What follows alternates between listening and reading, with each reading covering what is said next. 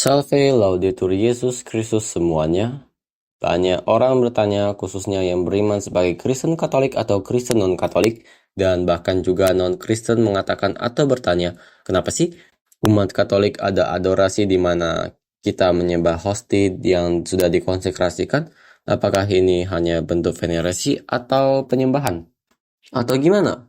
Untuk menjawab ini, saya menjawab ini bukan venerasi, melainkan penyembahan. Namanya juga adorasi. Adorasi berarti menyembah. Lantas, apakah ini berhala? Tidak. Saya berikan contoh saja atau pencerahan. Mungkin untuk saudara yang Kristen dan Katolik, misalnya kalian melihat Tuhan kita Yesus Kristus menampakkan diri kepada Anda dalam bentuk manusia yang biasa kita lihat di lukisan, apakah kalian langsung menyembah beliau entah dengan sujud atau berlutut? Pastinya kalian jawab iya. Tapi apakah ini artinya kalian menyembah seorang manusia yang akan jatuh ke berhala? Tidak. Mungkin kalian akan jawab karena pribadi itu adalah Yesus yang merupakan Allah sendiri.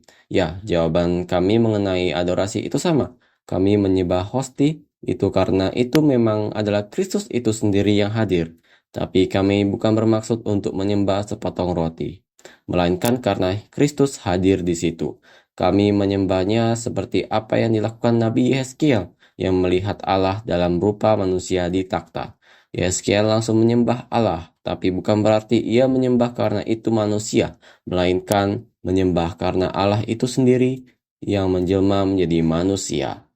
Di atas cakrawala yang ada di atas kepala mereka ada menyerupai takhta yang kelihatannya seperti bermata lazurit, dan di atas yang menyerupai takhta itu ada yang kelihatan seperti rupa manusia. Dari yang merupai pinggangnya sampai ke atas aku lihat seperti suasa mengkilat dan seperti api yang ditudungi sekelilingnya. Dan dari yang menyerupai pinggangnya sampai ke bawah aku lihat seperti api yang dikelilingi sinar, seperti busur pelangi yang terlihat pada musim hujan di awan-awan. Demikianlah kelihatan sinar yang mengelilinginya. Begitulah kelihatan penggambar kemuliaan Tuhan. Tatkala aku melihatnya, aku sembah sujud. Lalu kedengar suara Dia yang berfirman. Itu di kitab Yehezkiel bab 1 ayat 26 sampai 28. Jadi benar, Yehezkiel bukan bermaksud menyembah rupa yang dipakai Allah, melainkan pribadi Allah itu sendiri. Allah tidak hanya menampakkan diri dengan mengambil rupa manusia saja, bahkan benda mati pun ia pernah. Ia pernah menyatakan dirinya dalam rupa api. Ketika dilihat Tuhan bahwa Musa menyimpang untuk memeriksanya, berserulah Allah dari tengah-tengah semak duri itu kepadanya, "Musa, Musa." Dan ia jawab, "Ya Allah." Itu di Keluaran bab 3 ayat 4. Ia juga pernah menyatakan dirinya dalam rupa tiang awan. Tuhan berjalan di depan mereka pada siang hari dalam tiang awan untuk menuntun mereka di jalan, dan pada waktu malam dalam tiang api untuk menerangi mereka, sehingga mereka dapat berjalan siang dan malam. Itu di Keluaran bab 13 ayat 21. Dan ada di Keluaran bab 33 ayat 9 sampai 10.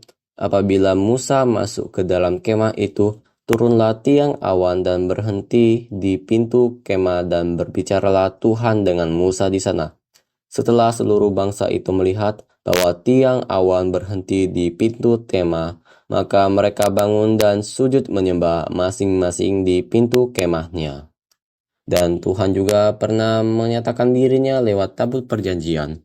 Apabila Musa masuk ke dalam kemah pertemuan untuk berbicara dengan Dia, maka ia mendengar suara yang berfirman kepadanya dari atas tutup pendamaian, yang di atas tabut hukum Allah dari antara kedua kerub itu. Demikianlah ia berfirman kepadanya. Itu di kitab Bilangan bab 7 ayat 89. Jadi berdasarkan ayat ini, Allah memang secara khusus menyatakan dirinya dalam rupa objek yang bervariasi di kitab suci. Memang Allah itu maha ada, tidak bergantungan dengan objek ciptaannya. Tapi jika ia berkehendak, ia dapat menyatakan dirinya dalam rupa sebuah objek, yang berarti ia hadir di sana.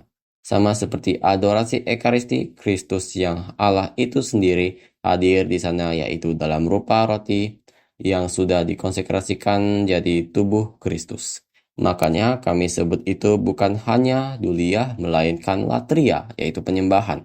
Konsili Trento menyatakan, jika ada yang berkata bahwa dalam sakramen suci Ekaristi Kristus Putra Tunggal Allah tidak harus disembah dengan penyembahan latria atau penyembahan tertinggi, bahkan secara lahiriah, dan akibatnya tidak perlu dihormati dengan perayaan khusus yang meriah atau dibawa secara hikmat dalam prosesi sesuai dengan kebiasaan dan tata cara gereja yang suci, yang terpuji dan universal, atau tidak harus ditampilkan secara publik kepada umat untuk disembah, dan bahwa mereka yang menyembahnya adalah penyembah berhala, terkutuklah dia, anatema.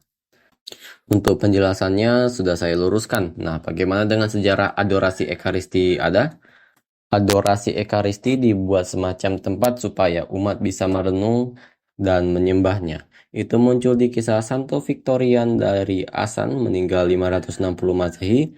Saya kutip dari buku A Sense of the Sacred Roman Catholic Worship in the Middle Age oleh James Montini.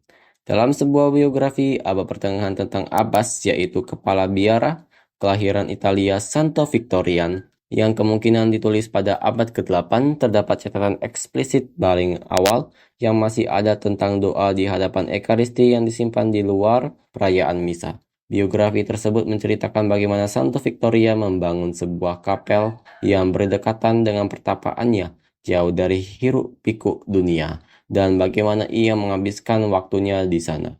Dalam kapel tersebut, ia lebih sering dan dengan penuh semangat mencurahkan doanya di hadapan sakramen yang tak terlukiskan dari kebaikan ilahi, serta menyerahkan kesehatan seluruh gereja kepada Tuhan. Dalam praktik suci ini, ia hampir menghabiskan seluruh harinya. Catatan ini mendukung klaim luar biasa dari kota Lugo di Spanyol, yang menyatakan bahwa adorasi abadi terhadap Ekaristi telah berlangsung di kota tersebut sejak akhir abad ke-6. Ternyata ada yang lebih awal lagi. Konon dari kehidupan Santo Basilius dari Kaisarea, saya kutip dari buku The History of Eucharistic Adoration oleh Father John Hardon S.J., seorang Romo Yesuit yang dinyatakan kudus dalam tingkatan hamba Allah Servus Dei. Menarik untuk dicatat bahwa salah satu referensi pertama yang jelas mengenai penyimpanan sakramen Maha Kudus ditemukan dalam kisah hidup Santo Basilius yang wafat pada tahun 379. Diceritakan bahwa Basilius membagi roti Ekaristi menjadi 3 bagian saat ia merayakan misa di biara. Satu bagian ia konsumsi sendiri, bagian kedua ia berikan kepada para biarawan, dan bagian ketiga ia simpan di dalam patung burung merpati emas yang digantung di atas altar. Dan ada lagi dari kisah Santo Wenceslaus, seorang adipati Bohemia yang hidup di abad ke-10, dan kisahnya tentang adorasi Ekaristi dibukukan oleh Santo Alphonsus Liguori. Namun betapa lembutnya pengabdian Santo Wenceslaus, adipati Bohemia, kepada sakramen Maha Kudus. Raja yang kudus ini begitu mencintai Yesus yang hadir dalam sakramen tersebut, sehingga ia tidak hanya mengumpulkan gandum dan anggur, membuat hosti dan anggur dengan tangannya sendiri, lalu menyerahkannya untuk digunakan dalam kurban kudus, tetapi bahkan di musim dingin ia biasa pergi pada malam hari untuk mengunjungi gereja tempat sakramen Maha Kudus disimpan. Dan apakah praktik ini juga ada di luar gereja Katolik? Tentu ada. Contohnya, Kristen Ortodoks yang ritus barat ada mempraktikkan adorasi Ekaristi. Contohnya di paroki St. Patrick Orthodox Church yang pakai ritus barat di Bealeton, Virginia, Amerika Serikat, terlihat sedang mempraktikkan adorasi Ekaristi persis dengan kami, Katolik. Dan juga di pengakuan salah satu patriark mereka, Dositeus, saja mengajarkan bahwa Ekaristi harus diadorasikan, latria. Selain itu, bahwa tubuh Tuhan itu sendiri dan darah yang dalam misteri Ekaristi harus dihormati dengan cara yang paling luhur dan disembah dengan latria. Sebab penyembahan kepada Tritunggal Maha Kudus adalah satu dengan penyembahan kepada tubuh dan darah Tuhan. Selain itu, bahwa Ekaristi adalah kurbannya sejati dan pendamaian yang dipersembahkan bagi semua orang Ortodoks, baik yang hidup maupun yang mati, dan untuk kebaikan semua, sebagaimana dinyatakan dengan jelas dalam doa-doa misteri yang disampaikan kepada gereja oleh para rasul sesuai dengan perintah yang mereka terima dari Tuhan. Dan ini juga dipraktikkan di Gereja Lutheran High Church. Foto ini di Gereja Lutheran High Church di Kansas City, Missouri, Amerika Serikat.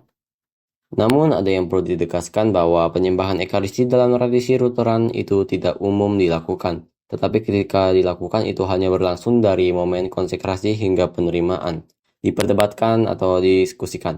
Banyak orang berlutut saat melakukan penyembahan ini. Elemen-elemen yang telah dikonsekrasikan diperlakukan dengan sangat hormat dan di beberapa tempat disimpan seperti dalam praktik gereja Ortodoks Timur, Katolik Roma, dan Anglikan. Perayaan Hari Raya Corpus Christi tetap dipertahankan dalam kalender utama gereja Lutheran hingga sekitar tahun 1600, tetapi masih dirayakan oleh beberapa jemaat Lutheran. Pada hari raya ini, hosti yang telah dikonsekrasi ditampilkan di altar dalam sebuah monstrans, dan di beberapa gereja ritus Benediktin, sakramen Maha Kudus, serta bentuk-bentuk penyembahan lainnya dirayakan. Sekian dari penjelasan saya. Terima kasih, Tuhan memberkati.